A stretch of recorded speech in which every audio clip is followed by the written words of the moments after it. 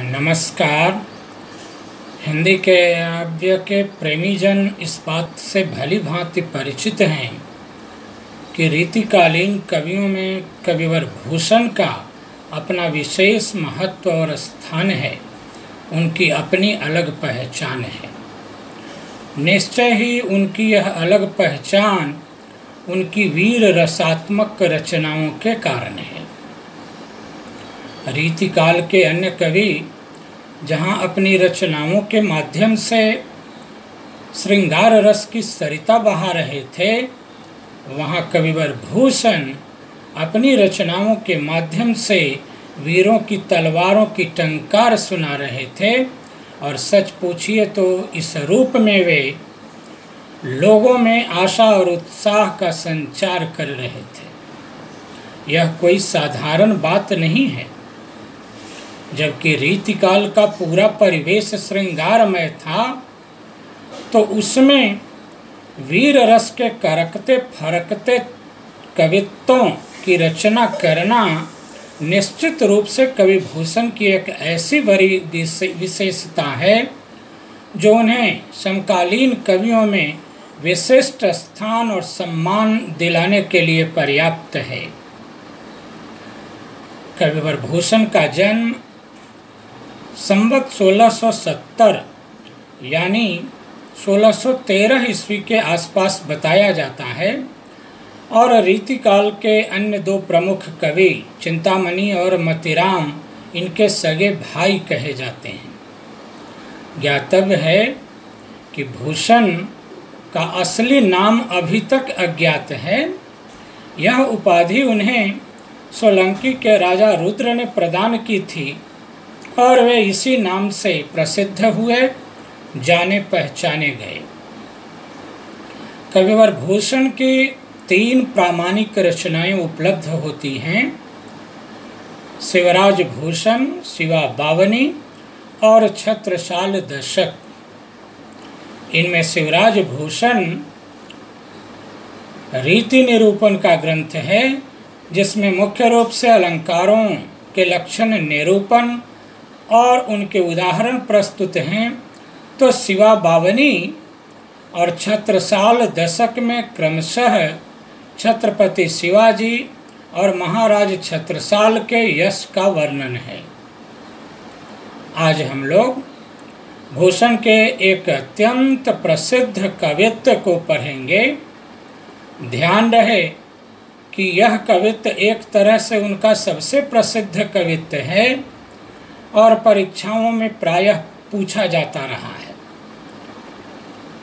तो आइए इस संदर्भ में सबसे पहले हम इस कवित्व का वाचन करेंगे और तब फिर इसके अर्थ को समझने समझाने का प्रयास करेंगे।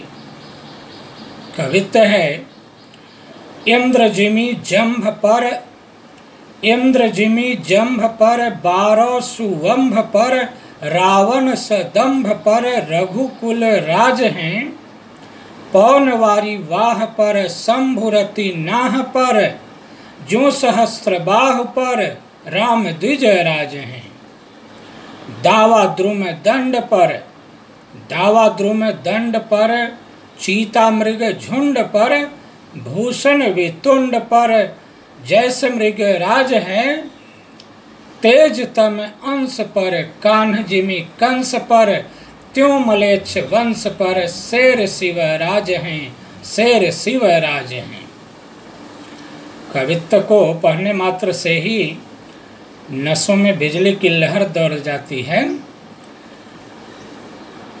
इसके अर्थ को समझने से पहले अच्छा होगा कि इसमें प्रयुक्त कुछ कठिन शब्दों का अर्थ जान लिया जाए। जैसे कि जंभ का मतलब राक्षस, 12 का अर्थ 12वाग्नि, 12वां नल, समुद्र में उठने वाली आग। स्वंभ यानी समुद्र। रघुकुल राज अर्थात रघुकुल के राजा श्री राम। पवन यानी पवन, हवा। वारिवाह वारी को वहन करने वाले बादल। शंभु भगवान शंकर, रतिनाथ यानी कामदेव, द्विजराज यानी महर्षि परशुराम, दावा मतलब दावाग्नि, द्रुमदंड वृक्षों की डालियाँ टहनियाँ,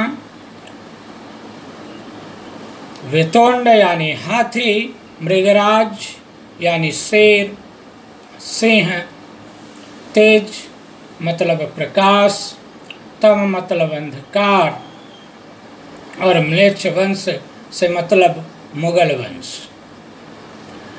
इस रूप में इन अर्थों के साथ कविता को समझने में निश्चय ही आसानी होगी। कविवर भूषण यहाँ छत्रपति शिवाजी की वीरता का वर्णन करते हुए कहते हैं कि जैसे इंद्र जिमि जंभ पर, 12 सुवंभ पर, रावण सदंभ पर रघुकुल राजे। जैसे इंद्र ने जंभ को पछाड़ा था, जैसे बारवाग्नि अगाध समुद्र में हलचल पैदा कर देती है, जैसे रावण पर राम ने विजय पाई थी, जैसे पवन बादलों के समूह को इधर उधर करने में पूरी तरह सक्षम रहता है, इधर उधर कर डालता है, तितर बितर कर देता है, जैसे भगवान शंकर ने कामदेव को जलाकर भस्म कर डाला था, जैसे महर्षि परशुराम ने सहस्त्रबाहु को पराजित और पराभूत किया था, और जिस प्रकार दावाग्नि जंगल में वृक्षों की डालियों को जला डालती है, भस्मीभूत कर डालती है, जैसे चीता मृगों के झुंड पर भारी पड़ता है, उन्हें परेशान करके रख देता है, यहाँ तक कि मार तक डालता है। भूषण कहते हैं कि जैसे वितुंड यानी हाथी पर मृगराज शेर, जंगल का राजा सिंह भारी पड़ता है, वह उसे पराजित कर देता है, जैसे